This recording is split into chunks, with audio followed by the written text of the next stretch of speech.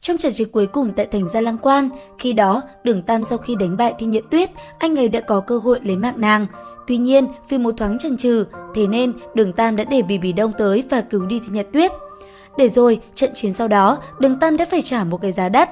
Khi lúc này xuất hiện tại Gia Lăng Quan, bên phía Vũ Hồn Đế Quốc không còn là một vị thần nữa, thay vào đó xuất hiện trước mắt Đường Tam lại là hai vị thần. Hai vị thần đó chính là La Sát Thần cùng với Thiên Sứ Thần. Và trong trận chiến giữa ba vị thần, Đường Tam đã không còn giữ được lợi thế giống như trận đấu với Thiên Sứ Thần lúc trước.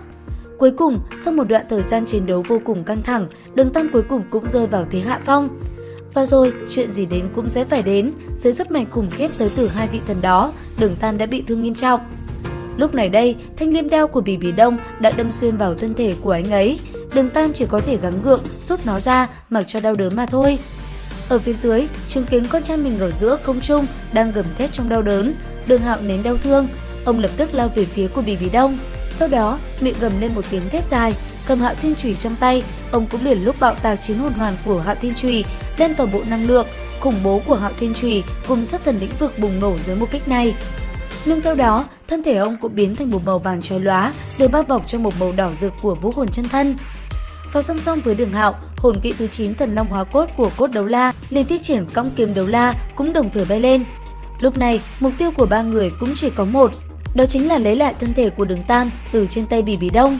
Thế nhưng, ba người đó chỉ là một phong hào đấu la bình thường mà thôi, còn Bỉ Bỉ Đông hiện tại đã là một vị thần.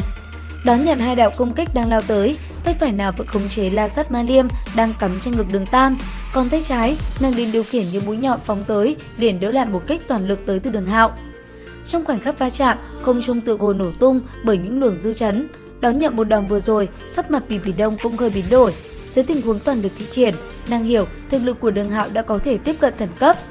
Còn Đường Hạo, một kích này đánh ra, ông đã không còn chút sức lực nào nữa, thân thể theo đó cũng liền rơi xuống dưới. Tuy vậy, cũng nhờ một kích toàn lực đó, mặc dù không khiến Bỉ Bỉ Đông phải chịu thương tổn, thế nhưng cũng vì vậy nàng đã bị phân tâm. Lợi dụng cơ hội này, Đường Tam cũng đem thanh La Sát Ma Liên từ trên ngực rút ra. Thế nhưng cũng vì vậy, Bỉ Bỉ Đông đã trở nên tức giận. Ngay lập tức, nàng liền khống chế thanh La Sát Ma Liên kia khiến nó nổ tung ở trước ngực Đường Tam. Nhưng theo đó, khi thanh liêm đao kia phát nổ, bộ hải thần thần trang trên người Đường Tam cũng bị phá nát, thân thể Đường Tam cứ thế rơi xuống. Còn kiếm đấu la cùng cốt đấu la, trong khoảnh khắc đó, hai người rốt cuộc cũng tới nơi. Lúc này đây, trong mắt hai người đã tràn ngập ý chí quyết tử. Vào giờ khắc quan trọng nhất, họ liền tung ra một kích mãnh liệt nhất từ khi sinh ra tới bây giờ, lập tức đánh thẳng về phía thân thể Bỉ Bỉ Đông. Trong khoảnh khắc va chạm, một vụ nổ lại một lần nữa ầm vang, khắp nơi cũng tỏa ra những luồng dư chấn mãnh liệt. Thế nhưng, khi rung động biến mất, lúc này chỉ còn nhìn thấy một con cốt long nổ tung trên bầu trời, thất sắc kiếm cũng trong nháy mắt cũng gãy đoạn. Cứ thế, hai vị phong hào đấu la tung hoành đại lục bao nhiêu năm khiến người khiếp sợ, cứ thế bỏ mạng ngay trên không trung. Còn Đường Tam, sau khoảnh khắc đó, hy vọng với anh ấy đã chấm dứt. Khi anh ấy từ trên không trung rơi xuống, Bỉ Bỉ Đông đã liền lao theo và bóp nát trái tim của anh ấy. Bởi vậy, sau khoảnh khắc này, Đường Tam đã chính thức bỏ mạng. Còn Đường Hạo chứng kiến con mình bỏ mạng, mắt ông nhòe đi. Sau đó, những giọt nước mắt theo đó cũng rơi như mưa trên tường thành Gia Lăng Quan. Cả gia đình vừa mới đoàn tụ, niềm vui chưa được bao lâu thì con trai lại bỏ mạng, nỗi đau nào hơn nỗi đau này cơ chứ? Vũ Hồn Điện lại là Vũ Hồn Điện đã cướp đi mạng sống của con trai ông. Đường Hạo như phát tiết, dù cho bây giờ có thịt nát xương tan, ông cũng quyết phải đi trả thù cho con trai của mình. Và không chỉ có Đường Hạo, ngay cả đại sư và tất cả những người thân của Đường Tam, trong mắt họ lúc này đã tràn đầy ý chí quyết tử. Thế nhưng, ngay khi bọn họ định đi khỏi Gia Lăng Quan thì Áo Tư Tảm và Triệu Vinh Vinh đã ngăn bọn họ lại và cho bọn họ biết một tin tốt. Đó chính là vũ hồn dung hợp kỹ của mình có thể cứu sống Đường Tam trở về từ địa ngục.